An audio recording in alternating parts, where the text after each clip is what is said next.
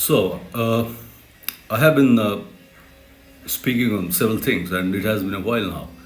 And I have been interested in clarifying few concepts. I think they're pretty essential. Without them, it's pretty confusing to understand the real world implications. Concepts like what is cognition, what is mind, what is brain, what is uh, emotion, so on and so forth. So today I don't want to get into some derivative concept, but clarify some of these things. So let's check out what does Google say. Let's type in cognition. You type in cognition and you get a simple definition: the mental action, the process of acquiring knowledge, so on and so forth. And you scroll and you get these pictures. And most of these pictures, the animated pictures, sometimes you get a brain, and most often, and yeah, it's in connection to the brain. But the definition is not clear actually. If you really think hard, it's not very easy to understand. You can go on and type, say, mind, and what do you get? Mind is a bit more abstract concept, and you get brain pictures again. But is mind brain? That is what I would be clarifying today. Very basic, but very important to understand a lot of other stuff. Let's type a bit more difficult word like, say, consciousness.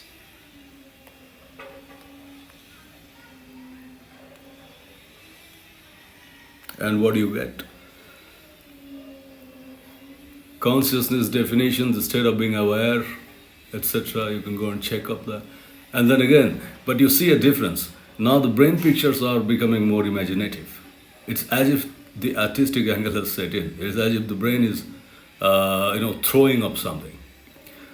So as you type in more abstract concepts, you find that people are trying hard to define them with regard just to the brain, because that's the current scientific spirit.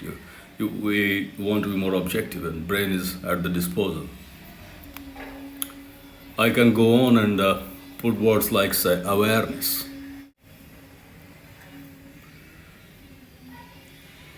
And knowledge or perception of situation, and etc. But do we get brain pictures?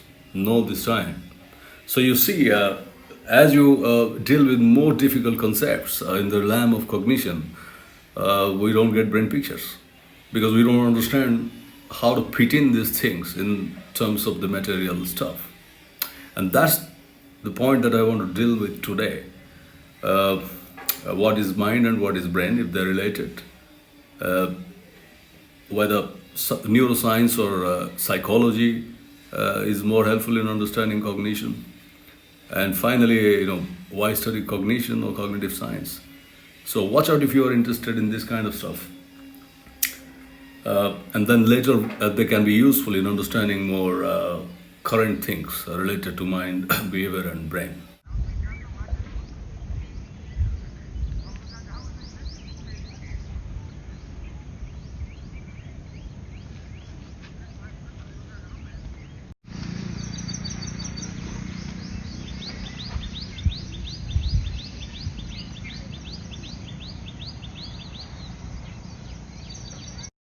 So I'm not going to deal with those topics that I've dealt with so far, as you may be knowing, particularly some key concepts in cognitive science and how they can help us in understanding some of the things that are happening now. So I want to shift my attention from the pandemic to something more general, something what I really do all the time, even before the pandemic. That is teaching cognitive science and thinking about human mind, brain, behavior, culture, so on and so forth. So I'm going to do a self Q&A. It's surprising, yeah. Nevertheless, so this Q&A is basically the kind of questions that I have been thinking all the time ever since. The kind of books that I've written or what I write these days or what I teach or preach. These are simple questions, but the answers to these questions are important in understanding some of the videos that I am making here. I mean, it could be as simple as what is mind. what is body, what is brain. And let me assure you that you ask anyone, and they would almost say you something, but they may not be right. Uh, why they are not right, it's interesting to know. And let's take the first question. There are many, many questions, but I'm going to only deal with few, or whatever comes extempore to me now. Let's say mind and brain. All of you know these are the words, you use these words, and many of you may think, okay, my brain is here, but if I ask you where is your mind, you too, my mind is here. But mind is not brain. So what would be a carefully crafted answer? I mean, I'm not saying this is the right answer because these this issue has been controversial ever since, at least since 2000 years. So mind is basically a concept that uh, a folk psychological concept that people have created uh, to define certain things, certain things that are invisible, immaterial, uh, the mental stuff. But the brain is a natural object. It has ontological validity. That means brain is just like anything, just like this table, my body, this light, this camera, or the tree outside. So mind doesn't have ontological validity. Of course, somebody would argue with me saying that it is ontologically valid, but in a philosophical sense or in a metaphysical sense. But mind is not material, but brain is material. That's the basic difference between neuroscience and say, psychology. Because psychology deals with mental stuff, but neuroscience deals with the hardware, software, as you can say. Or you can say mind is implemented in the brain. There are many ways of saying this. And if you go back to philosophy of mind of last 40, 50 years, you would come across with many other possibilities. It's difficult actually to really experience the dichotomy because the folk psychology, just like any other concept, the concept of freedom, the concept of self, take any abstract concept that we are so familiar with, that define our existence. They're all created by us to demonstrate certain things. In themselves, they're nothing actually. So mind is a concept, but brain is a real object. This is the first.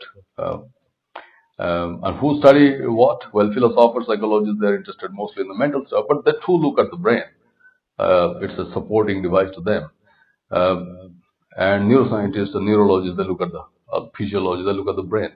I don't think they're much concerned with the mind, maybe few of them. That's why we had a separate subject, cognitive science, emerged in the much later in order to have that interface.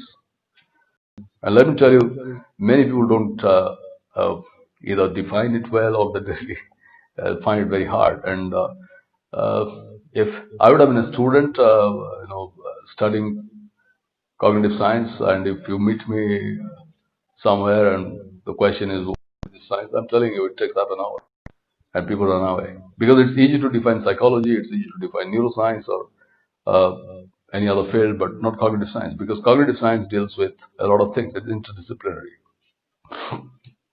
So cognitive science deals both with the mind and the brain.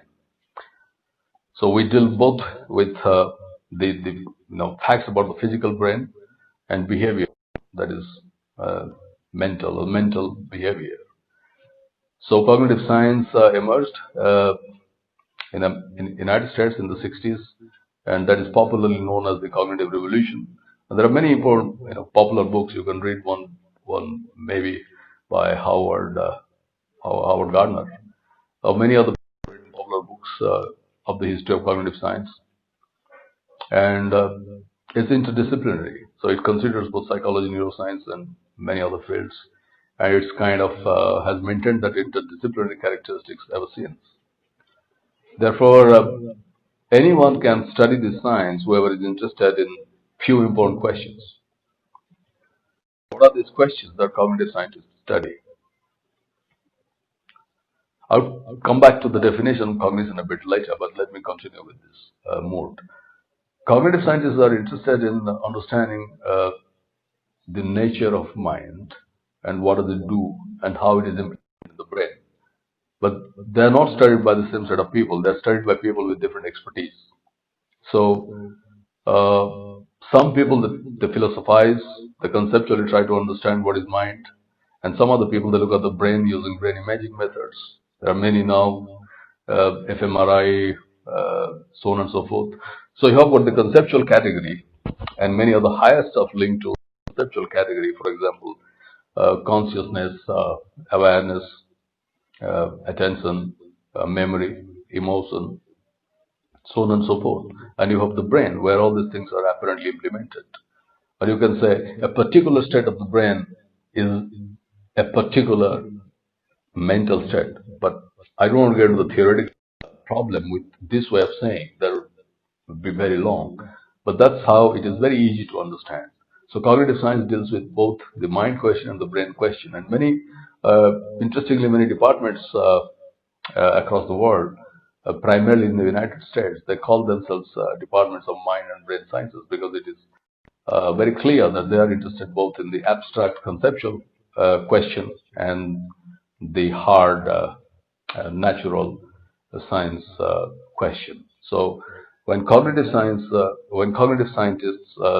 talk of mind or brain, they're talking about these two very different things that have this historical philosophical controversies, but they have few important questions, like how my mind works and what do I do with my mind, how the brain functioning is related to certain behavior, from the very subjective to that is otherwise quickly more accessible. And it can go from the individual to the more collective level. So we try to understand some of these issues with few people in the laboratories, but ultimately the collective mental life is the collection of all the people that are there inhabiting on Earth right now. So that can be a very broad view, uh, and that can be a narrow view at the individual level. What are the other potential questions that I or anyone who claims to be a cognitive scientist or a neuroscientist might get asked? What is cognition? Okay, so if you type in Google the word cognition, it throws up a lot of a lot of books, popular books and academic books. But if you look at the definition that kind of suits well is cognition is intelligent behavior, and we consider ourselves a very intelligent species, although controversial. But cognition is intelligent behavior. So how do you manage your life? What do you do with your brain? How do you adapt to certain conflicting situations? So it's about behavior that we display in order to get things done, in order to exert action, in order to just get on with life. It's mentalizing, it's decision making, it's also experiencing. So you have both subjective, very higher order stuff linked to cognition, like consciousness. So cognition is the very foundation of our behavior. That can be it. So therefore, this science is at the frontiers, because you have physics and chemistry and biology developed many centuries ago, and they are mature sciences now. But these questions are being probed more seriously now because we have both the conceptual developments over a period of time, and we have now the apparatus to look into the brain and to study psychological phenomena more carefully. This was not possible many decades ago, as many of you might know. The cognitive revolution made this happen, and then departments opened, and people started doing their PhDs, and then it all kind of started. So this is an interdisciplinary field, and it engages with these kind of questions. So cognition is at the root of all kind of stuff, and if your cognition is bad, then you are in problem. So that's essentially the mind-body issue. That if your mind is astray and it has problem, then your body is of no use. I mean, you would have issues both at the individual or at the social level. So it's intelligent. Therefore, these days you would see people waking up, how to boost their cognition. Why they're talking about it? Uh, I'm not getting into that, but there are many applied questions or basic human curiosities linked to this science. and I'm expecting this science to play a very key role in next decades. Um, this is where a lot of interest lies because, and now it brings me to the next question: why cognitive science matters? Why cognition matters? Or why knowing about cognition matters? It matters simply because we recognize that our minds matter more than anything else. Bodies do matter, but minds matter a lot. So to know well mental functioning, cognition, both at an individual and group level, is very critical. I have been dealing with this idea in the last few videos. And what is going on now because of the pandemic? People are closed up. They are emotionally troubled. They don't know what to do. They have uncertainties. They have blah blah lots of problems. So you around the newspaper and journals, you would see that they're speculating how the mind would change in the post-pandemic era, the new normal. So they have a definite curiosity about the mental stuff and its stability in a change, because we don't know really how people are going to behave with the masks on or social distancing and so on and so forth. We really have no idea. We just have to see and experiment. And I have a hunch that things are not going to be working out so easily, because what would happen probably is the loss of social cognition, because uh, we have been depending on social cognition ever since evolution created that for us, and we are identified as the creatures who use social cognition more than other creatures. So if social distancing and so on and so forth, it would have a direct impact on cognition. Therefore, it matters. Therefore, what we study is very critical, um, because it create or it can give some answers to situations that we might see tomorrow, when people are physically moving around with their masks or maintaining so-called diktats on social distancing, but they are cognitively becoming more impaired. And there are people who are speculating this. I was watching an interview by Harari, and there is speculating. I mean, he's giving a lot of talk these days. Obviously, it's a hit question, and he is well positioned to answer lots of things about human nature and its future. I was saying that if the pandemic stays on, and if we are perceiving as if we are in a changed world, then the most important thing that would get upset is social cognition, and therefore it matters. And we're not talking about the digital burnout or healthcare anymore. We're talking about minds that are going to be essentially either we modify them to adapt, or we just suffer for whatever comes. And different countries and different people and different cultures are going to face this differently, because cultural individuals a different angle to this question. So cognitive science matters, and the study of cognition matters seriously. I don't want to get into the very many popular examples. I can just give you many, but the important point is that if we understand uh, uh, the mental stuff, then it clarifies a lot of things about us, who we are, and where we will be, given the uncertainties and given the various situations that are emerging now, or otherwise also. What could be another question? It's getting hot. It's summer, and certain parts of India they have a lot of heat in May. So the good thing is that we are going to kind of, it looks like, going to get back to work, but I'm not quite sure it will be the same. I mean, I don't perceive the meaning of the word new normal. We have to see what that means and how one deals with this new normal. But yeah. Uh, some practical questions. Many of you who are students or who are interested in cognition, the cognitive science of mind, or self-help or stuff like that, may be thinking, is there any way to study this? I am in a university, and I've been teaching this for a while now, so I can answer this well. Uh, Cognitive science is studied under various banners, various departments in both America, Europe, and elsewhere. It's more improved there. Many departments call themselves brain and mind sciences.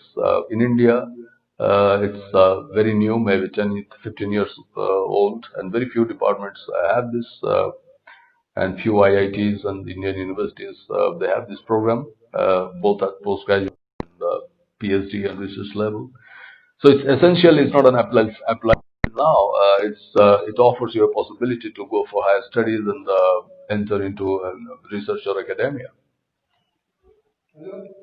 So there are many possibilities with this field, and a lot of cities are upcoming now with this. For example, the rise of AI and robotics and so on and so forth. Uh, as well as, I mean, we don't know what kind of things are coming. If the fear of pandemic or the social distancing or the fundamentals of human nature change, then cognitive science would have to find new solutions in order to help out people or in order to make life better, along with other people, of course. I mean, what I'm trying to say is that we can't have the same set of questions that we have had so far because everything was fine. But now it looks like if that is how we are going to live and call it the new normal, then we have to understand that new normal scientifically. So cognitives, they have more issues to deal with now, just like any other people. So it's an interesting field, and I have enjoyed it so far. And a lot of people I see they are interested in, and it's an interface field. So it doesn't really matter what you primarily are an expert of, but if you are interested in the broad questions of mind and brain, then you can just come in and study. I don't know to get into the question of does it offer you a job after studying it 2, 3 years or 4 years? Because I somehow have reluctance always answering that question because I fundamentally believe that you can get a job uh, virtually in anything that you do well. So doing well matters. I mean, nobody is guaranteeing you I mean, maybe in some courses, but nobody is guaranteeing you that you become the best at field just by doing that degree. I mean, if you're a cobbler, you could be one of the biggest, CEOs of a shoe company if you have stuff in you. So it doesn't really matter what you do. What matters is how creatively and how patiently and how long, in spite of all, you can do that. So people have excelled, and it remains a basic field in the sense that it doesn't offer you a quick job scenario, but those who have done well, they've got stuff.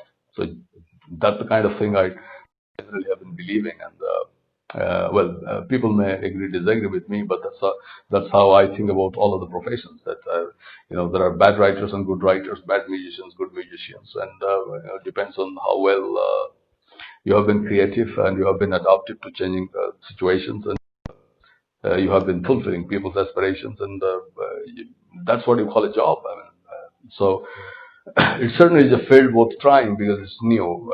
It's certainly very new in India. It's just in a few universities. There are 1,000 universities in India. We just have this in universities and maybe a couple of IITs. So I am speculating a lot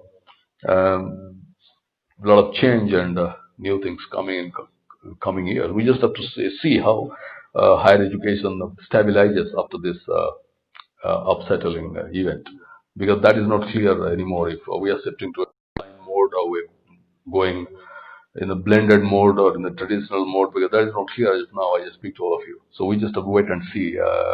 And it will be interesting to see if this kind of stays on. The policymakers would start obviously thinking about what are the new topics that need to be addressed. And I'm thinking that a lot of funding agencies are becoming aware of that, and they are coming up with grant proposals, keeping the health and the pandemic, etc., into account. Well, so what are the other potential questions? Is it a true science? Let's tackle this question. I would say no, it's not a true science. In the sense, physics, chemistry, mathematics is a science. Because these are older traditional science. They have been so for a long time. And if you look at philosophy of science or any other conceptual discipline, the basic categorical difference between science and non-science is very strict. Science is objective, so and so, and other fields, fields in arts and social sciences. Although some of these they have been trying to be objective since some time, but well, so it's true science. Why? Because it deals with both the mind and the brain, and whenever you talk of a conceptual thing, you're talking about psychology or mind. It's not something as real as the brain. So cognitive scientists have to deal with this perpetual, I would say, dichotomy. Therefore, it's not a true science, and therefore they can't objective in the sense that a physicist or a biologist can be objective. I think it's just a misnomer. It's a science because the methods are objective. The methods of probing the questions are objective. But if you uh, seek a parallel between physics, chemistry, mathematics, biology, and the study of cognition, I think that's how it is. So those of you who think that okay, this is not an objective field, I want to do true science, but this is objective in some other way because this is a new science, and there is no hurry in order to see this just like the older sciences because they have their own territory, and this is a new science, and we are that's the crux of it. We are trying to devise methods how to incorporate this subjectivity and objectivity within this science so that we don't have to deal with the old question because the very urge to differentiate between objective and subjective is an old urge. And Thomas Nagel, many of you know, is a well-known philosopher of mind who wrote a popular article about bat's consciousness, or not bat's consciousness, basically giving the bat metaphor for understanding consciousness, the nature of the mental. Nevertheless, he wrote a book a year or two ago. He told that we require a new scientific revolution in order to incorporate the objective and the subjective that are intrinsic elements of this science. Because if we look at it from the point of view of the old sciences, it doesn't really make sense. We would just be disturbed. We can use the old sciences, their tricks, but the questions are subjective. Questions of consciousness, of awareness, of mental states, of emotion, of whatever it is, they're all subjective conceptual phenomena. You can look at the brain in order to see whether these things are happening there, but that's it's not answering the question well. Uh, but that remains a key methodology till now. We just have to see what happens in next 50 or 100 years. That's a long time to see, but that's the amount of time any science takes to mature. So it's a new science, and I would say there's no point in referring to the word science in the traditional sense for this, because it deals with both the objective and the subjective. I think more or less these are the kind of questions that one can ask casually and answer them. And uh, I think I have dealt with some of the easier ones to answer. There can be many. Let's take some other. A lot of time we see people coming with different, subject matter or backgrounds to study this. The neuroscience, psychology, medical science, biology, and so on, social science. Uh, it's the only science that can accommodate all these people because you are free to questions related to mind and brain virtually undisturbed in this science, but not the other fields because they have their traditional requirements. So you need to. Uh, so in cognitive science, that's not the case because the questions are open. The questions are important for everyone. So you just have to study them. So it doesn't really matter what background you come from. It matters what questions you ask. So traditionalism and interdisciplinarism. Let me focus a bit here. Many people, many times, they think, okay, I am so and so, and I am now doing cognitive science. But no, the problem is that it is not what you have been studying so far. The problem is whether you really are appreciating the questions of new science or you are practicing the old craft under the banner of the new discipline for whatever reason. And that is problematic because uh, cognitive science requires people that can transcend, that can come from one field and try to put their abilities in answering these questions. It requires that transition, and that's important for students or other people, in fact, whoever is interested in this science, because it's very different from the traditional other science where you just go straight and there are defined territories, and it's not here because this is so new. You can just ask anything, and it's just new. I just ask questions, and there are no clear answers to it. So while traditional expertise is necessary, but because cognitive science or the study of cognition is an interdisciplinary effort, you need to be careful whether uh, one is doing justice to the questions of the new science with one's expertise, skills, or creativity, but not turning it other way around. Then there is no growth of that science. Uh, I would say that there has been a lot of growth in the last 40, 50 years, and more is going to come. Okay, so I think I could deal with only a few questions, but there are many, many questions that might be coming to you. If you can put a comment and then let me know, then I would deal with them later. But at this point in time, I don't want to stretch it any further. So thank you, and I look forward to you in another episode.